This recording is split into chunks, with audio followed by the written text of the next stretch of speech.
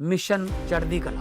और मैं भारत के हर नागरिक को, उद्योगपति को, चैरिटेबल ट्रस्टों को, कलाकारों को, पूरी दुनिया में बसते पंजाबियों को, बहन भाइयों को दिल से अपील करता हूँ, आओ पंजाब को दोबारा अपने पाँव पे खड़े करने का टाइम आ गया है। पुनर्वास में और रिस्ट्रक्चर में पंजाब का साथ दीजिए। मैं वचन देता हूँ, जो भी आप मेहनत की कमाई से 1 रुपया भी अगर निकालोगे तो 1.25 रुपया बना के हम पारदर्शिता और ईमानदारी से इस्तेमाल करेंगे। और जानकारी चाहिए तो rangla.punjab.gov.in ये वेबसाइट पे जा सकते हैं, सब कुछ डिटेल मिल जाएगी। आओ मिलकर हाथ से हाथ जोड़ के एक ऐसा पुण्य उसमें योगदान डालें और बता दें दुनिया को कि पंजाब किसी भी संकट के सामने हारता नहीं है। Hey viewers, you're watching the Savera and I'm Vidhi Joshi.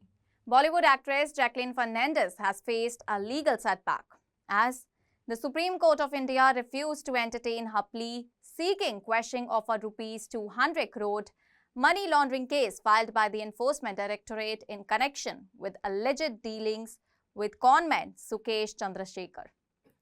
The court observed that the arguments raised by Fernandez could be presented during the trial, thus allowing the proceedings against her to continue before the trial court.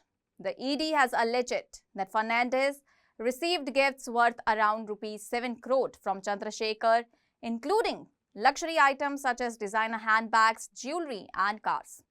According to the reports, these gifts were funded by the proceeds of crime, part of a broader scam in which Chandrasekhar allegedly defrauded several individuals, including the spouses of former Ranbaxy promoters Shivinder and Malwinder Singh.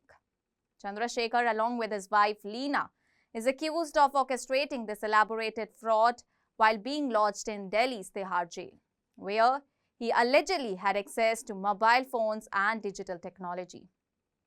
Jacqueline Fernandez has maintained that she had no knowledge of Chandrasekhar's criminal background and believed him to be a businessman who was politically targeted.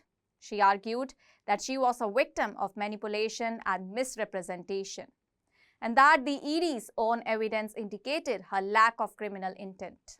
She had approached the Delhi High Court earlier this year to seek quashing of the ECIR, that is, Enforcement Case Information Report, and the second supplementary charge sheet filed by the ED, in which she was named as the 10th accused. However, the Delhi High Court dismissed her petition on July 3.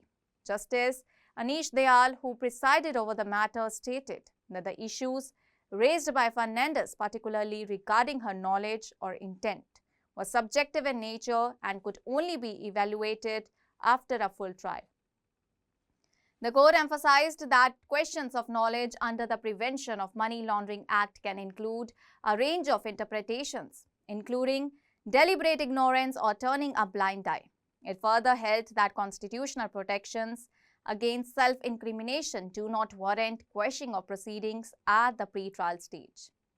Aggrieved by this decision, Jacqueline Fernandez approached the Supreme Court, arguing that she had been made a prosecution witness in the predicate offense, the original case of cheating and extortion, and therefore could not logically be prosecuted under the PMLA for the same set of facts. Her counsel submitted that there was no admissible evidence indicating that she knew the gifts she received were derived from criminal activity and thus lacked the mens rea required for prosecution under the Act. Despite all these arguments, the Supreme Court bench of Justices Dibankar Datta and A.G. Masih declined to interfere, citing the Vijay Madanlal Chaudhary judgment, which limits the scope of judicial review at the pre-trial stage in PMLA cases. The court stated that Jacqueline Fernandez was free to raise all her contentions during the trial and refused to stay the proceedings or quash the charges against her. This development means that Fernandez will now have to face trial in the money laundering case in which she is currently out on bail. She was granted regular bail in November 2022 by a Delhi court upon furnishing a bond of rupees 2 lakh. As the trial progresses, the court will determine whether she had any knowledge of the criminal origins of the gifts she received from Chandrasekhar or if she was indeed an unwitting victim as claimed.